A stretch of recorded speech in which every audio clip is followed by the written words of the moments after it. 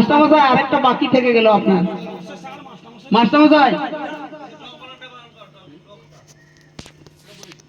বলেছি, এবারে যে আরেকটা বাকি থেকে গেছে আর কি। জি ও এ টি, গোট। গোট মানে মাস্টারমশাই ছাগল। এটা ঘরে ঘরে আছে। মাস্টারমশাই ছাগল না? মারছেন কেন? মারবো না। আমি আপনাকে বলে, হ্যাঁ আপনার নাম বলে। মাস্টারমশাই কুকুর, মাস্টারমশাই বিড়াল, মানে মাস্টারমশাইটা বাদ দিতে হবে আর কি। হাঁটাতেই করছি, তুই মাস্টারমশাইকে বলছি আর কি। হ্যাঁ ওইটা বল। ঠিক আছে, তোকে আর পড়তে আর হবে না। বলবো না সেই আটটি মাটি টিম মাস্টার পাড়ে দুটো ডিম, সেটা বলে। ডিম দেখবি এখন, থাক, তোকে আর পড়তে হবে না। ভালো পড়া করতে ইংরেজি। হ্যাঁ না এখানে ভালো তো আছে। 5 বছর রয়েছে এই স্কুল। হ্যাঁ খুব ভালো, খুব ভালো। তাহলে এবার আমার নাম হচ্ছে, তোমার নাম কি হয়? বাবা চন্দন কুমার। বাবা চন্দন কুমার সেরকম নয়।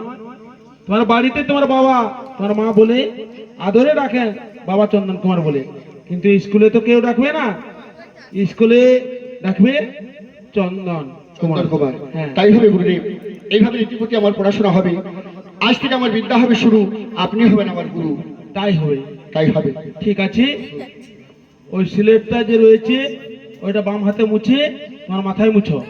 গুরুদেব এই বাম হাতে মুছি, আমি আপনার মাথায় মুছতে যাবো? আমার মাথায় না, তোমার মাথায় মুছো। আচ্ছা, আমার মাথায় মুছে দিলাম।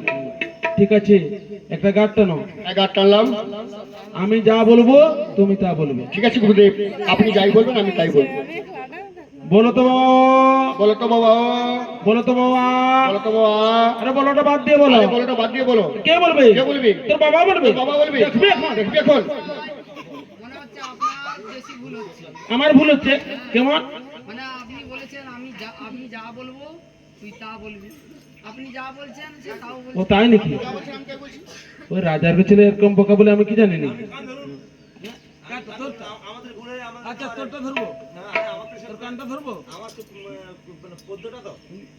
তোর পদ্ম আর পড়তে হবে না। ঠিক আছে, ওই যে ও আ হস্যই দীর্ঘে ওই যে 4টি অক্ষর দিচ্ছে না, ওটার উপরে মই চালা। তাহলে মাস্টারমশাই আমাকে বাড়ি যেতে হবে। আরে বাড়ি কি হতে যাবে? কাঠের মইটা এখন দাঁড়িয়ে টাকানো সেটা নিয়ে আসবো। সেরকম নয়, ওটা হচ্ছে চাষের মই আর ওটা হচ্ছে পাটের মই, মানে ওর উপরে মোটা করো। ওইগুলো মোটা করে লিখতে হবে। তাই হবে গুরুদেব, আমি সুন্দর করে মোটা করে লিখছি। তাই হবে। পড়া পড় রে বাবা, পড় তুই।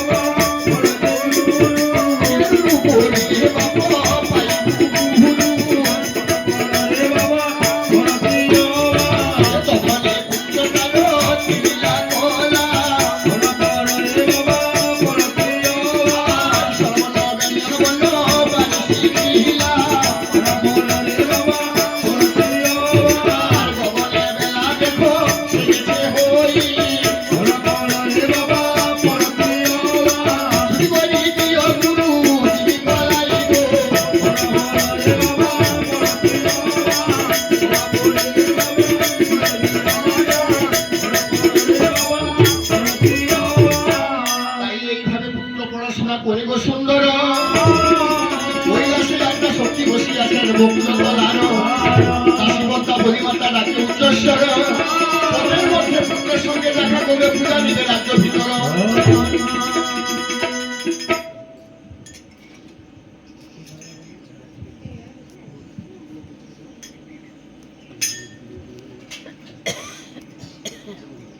বলি দাসী রে পদ্মা পদ্মা। তাই কি বলছিলাম? কি বলছি জানো?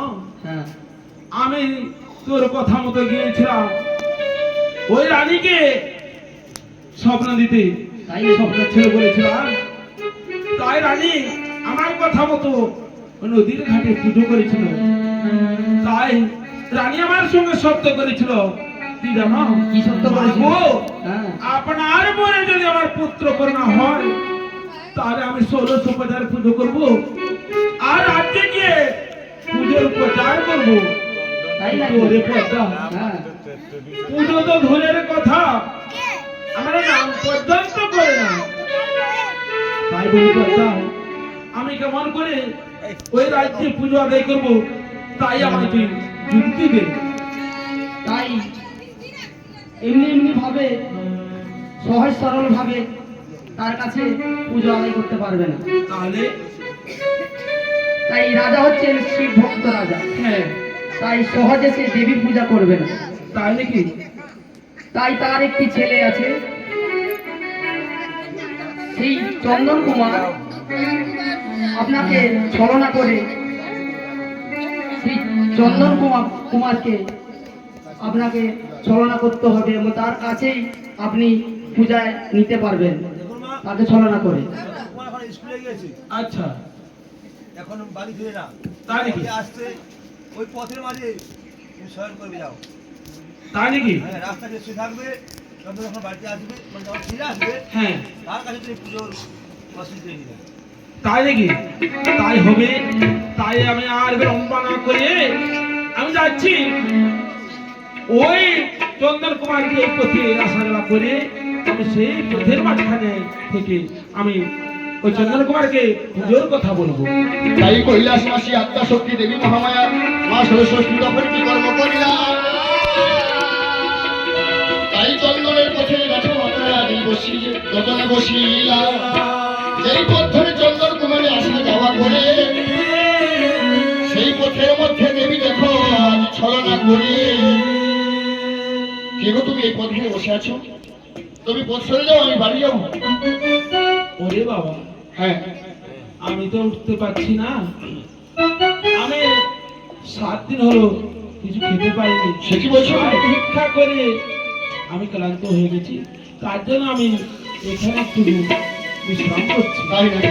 হ্যাঁ তাই ওগো মাসিমা, হ্যাঁ, আমার বাড়িতে চলো আমার সঙ্গে। আমার মা তোমাকে ওদর ওদর পরিপূর্ণ করে খেতে দেবে। কি বললি? হ্যাঁ তোর মা আমাকে খেতে দেবে? হ্যাঁ, না, তোর মা আমাকে খেতে দিতে কি পারবে না। বলছো তুমি? হ্যাঁ, কেন? কেন জানো? হ্যাঁ, তোর মা হচ্ছে রাক্ষসী, পিশাচী। দেখি হ্যাঁ, না, এমন কোনো কথা বলবে না। আমার মা আসছেন রাজ্যের মধ্যে রাজধানী, আমাদের রাজ্যের মধ্যে কোনো কিছুর অভাব নেই।